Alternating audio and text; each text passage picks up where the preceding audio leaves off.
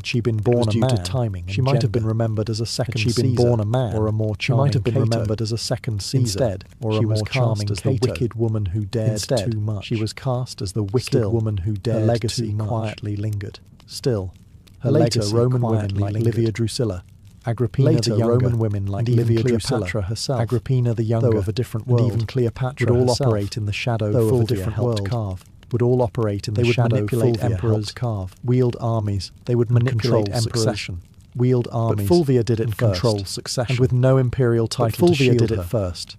Today, no imperial historians have begun re-examining Fulvia with fresh eyes. Modern historians have begun re-examining Fulvia with fresh eyes. She is being recognized as one of the most politically active women. She is being recognized as one of the most politically active women in female power and paid the price. Someone who tested the boundaries of female power and paid the triumvirs. She didn't simply live in the age of triumvirs. While Rome may have tried to erase them, Fulvia, while Rome may have tried to erase its collapse, Fulvia left fingerprints in every corner of its collapse. A woman centuries ahead of her time. A force. A woman centuries ahead of her time. By the summer of 1963, the United States was a country teetering between two worlds. The United States was a country rooted in centuries-old systems of oppression. One rooted in centuries-old systems of oppression. In the Deep South, segregation wasn't just a social norm. In the Deep South, it was the law. Segregation wasn't just a social norm. Black Americans were barred from restaurants, schools, buses. Black Americans were barred from restaurants, and even drinking fountains, buses, voting booths. Police brutality was rampant. And even drinking fountains, lynching still occurred. Police brutality was rampant. And in places like Birmingham, Alabama, peaceful protesters were being Birmingham, Alabama, dogs and peaceful protesters were being met with snarling dogs. But change was coming, pressure fire and it wasn't asking for permission. But change was coming. In just a few years, and it wasn't asking for permission. The civil rights movement had surged in just a few years. Spotlight. The civil rights movement had surged into the national spotlight, and boycotts had become familiar. Freedom rides and boycotts. Leaders like Rosa Parks, headlines. Medgar Evers, and John Lewis Rosa Parks were no longer just Medgar Evers and John Lewis symbols of defiance. Were no longer just names. The March on Washington symbols of defiance. Wasn't born out of a single conversation. The March on Washington wasn't the result of rising frustration and fierce hope. It was the result of rising Black Americans were no longer content with waiting. Black Americans were demanding civil rights with waiting. And they were determined to make their voices heard where it mattered most. And they were determined to make their voices heard where it mattered most. The idea of a mass march in Washington, D.C. had been floating around for decades. The idea of a mass march in Washington, D.C. had been floating around for decades. A labor organizer and long-time civil rights advocate, a labor organizer and long-time civil rights advocate, had originally proposed the concept in the 1940s. It was meant to pressure the Roosevelt administration to desegregate. It was meant to pressure the Roosevelt administration to desegregate the defense industry after Roosevelt caved and signed an executive order. After Roosevelt caved and signed an executive order, the stakes were even higher. In 1963, Randolph, along with other civil rights leaders, including Bayard Rustin, other civil rights leaders, Martin Luther King Jr., including Bayard Rustin, the vision, Dr. Martin Luther King Jr. They weren't just marching for jobs, and this they were marching for dignity. They weren't just marching for voting rights. They were marching for desegregation, for equal pay, for school desegregation, for the basic human right to live free, and most importantly, for the basic over a dozen major civil rights organizations came together. Over a dozen major civil rights organizations came together to plan because they understood the power of a unified front. Because they understood the power of a unified front. Buses were being organized. The countdown flyers were spreading. Buses were being organized. Word of mouth was moving faster than newspapers. Word of mouth was moving faster. Black Americans were preparing for what would become one of the most unforgettable moments in American history. One footstep at a time. The dream was taking shape. Pulling off a protest of any kind in Washington. D.C. pulling off a protest of any kind in Washington. Planning one for over 100,000 people, but planning one for over 100,000 people. Logistically, it sounded like a nightmare. Was madness. Food, logistically, it sounded like a nightmare. Sound systems, food, bathrooms, transportation, medical teams, sound systems, crowd control, medical safety plans, permits, and yet crowd control. Somehow, safety plans made it happen. And yet, at the center of this controlled chaos stood Bayard Rustin. At the center of this controlled chaos, despite being openly gay and often kept behind the scenes for political reasons, and was a master strategist for political reasons. Rustin had once studied non-violence directly under Mahatma Gandhi's followers in India. Non-violence directly under Mahatma Gandhi's followers in India. Beaten and surveilled by the FBI. Jailed, beaten, but surveilled by the FBI. He saw the March on Washington as a chance to show the world what he saw the March on Washington as a chance to show the world what disciplined, non-violent protest could achieve when coordinated with military precision. Rustin and his team transformed the idea into a reality. Rustin and his team transformed the idea was officially into a reality. The March on Washington for Jobs was officially called, and it was deliberately framed to include both racial justice and it was deliberately framed to include both racial justice and economic opportunity.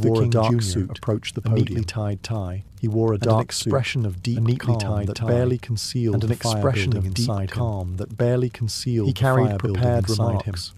Typed and written He carried collaboratively prepared with his remarks. advisors the night before. Typed and written collaboratively But what the with his world would advisors remember the night before wasn't what had been typed. But what the world would It was remember what came from wasn't his what heart. had been typed. He It was began what with came measured from his heart. intensity, outlining He the began grim with realities measured of intensity, segregation,